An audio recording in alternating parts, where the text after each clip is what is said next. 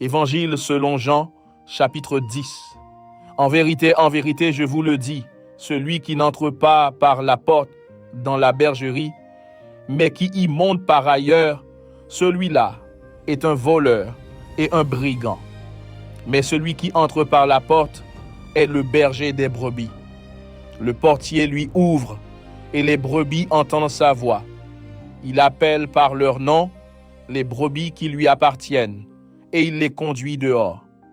Lorsqu'il a fait sortir toutes ses brebis, il marche devant elles et les brebis le suivent parce qu'elles connaissent sa voix.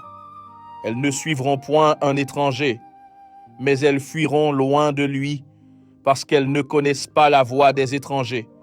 Jésus leur dit cette parabole, mais ils ne comprirent pas de quoi il leur parlait. Jésus leur dit encore, en vérité, je vous le dis, je suis la porte des brebis. Tous ceux qui sont venus avant moi sont des voleurs et des brigands. Mais les brebis ne les ont point écoutés. Je suis la porte. Si quelqu'un entre par moi, il sera sauvé. Il entrera, il sortira et il trouvera des pâturages. Le voleur ne vient que pour dérober, égorger et détruire. Moi, je suis venu afin que les brebis aient la vie et qu'elles soient dans l'abondance. Je suis le bon berger. Le bon berger donne sa vie pour ses brebis. Mais le mercenaire qui n'est pas le berger et à qui les brebis n'appartiennent pas, voit venir le loup, abandonne les brebis et prend la fuite. Et le loup les ravit et les disperse. Le mercenaire s'enfuit parce qu'il est mercenaire et qu'il ne se met point en peine des brebis. Je suis le bon berger.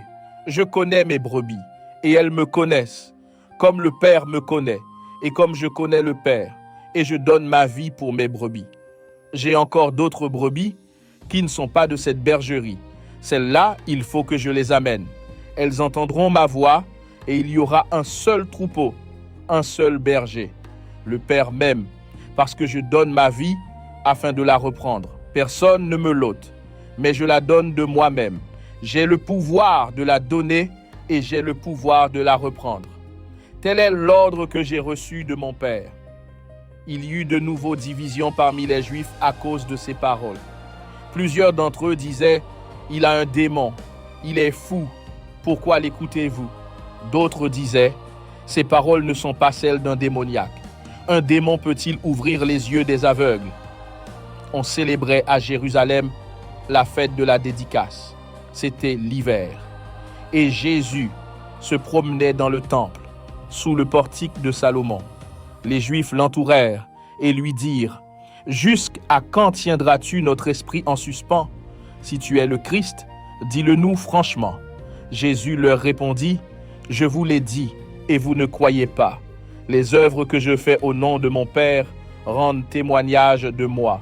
Mais vous ne croyez pas, parce que vous n'êtes pas de mes brebis, comme je vous l'ai dit.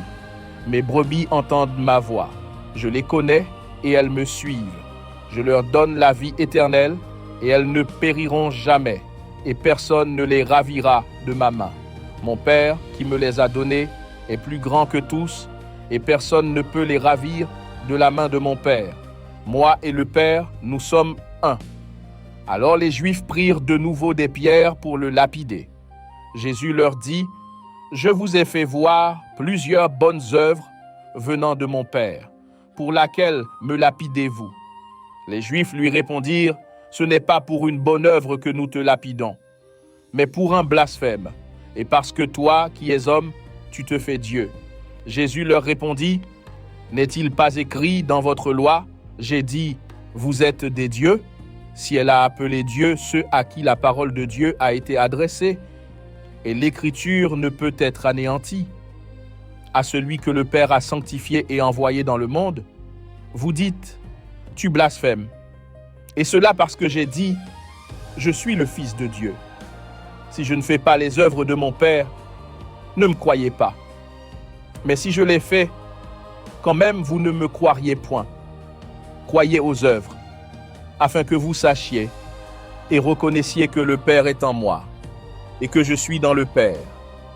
Là-dessus, ils cherchèrent encore à le saisir, mais il s'échappa de leurs mains. Jésus s'en alla de nouveau au-delà du Jourdain. dans le lieu où Jean avait d'abord baptisé, et il y demeura. Beaucoup de gens vinrent à lui, et ils disaient, Jean n'a fait aucun miracle.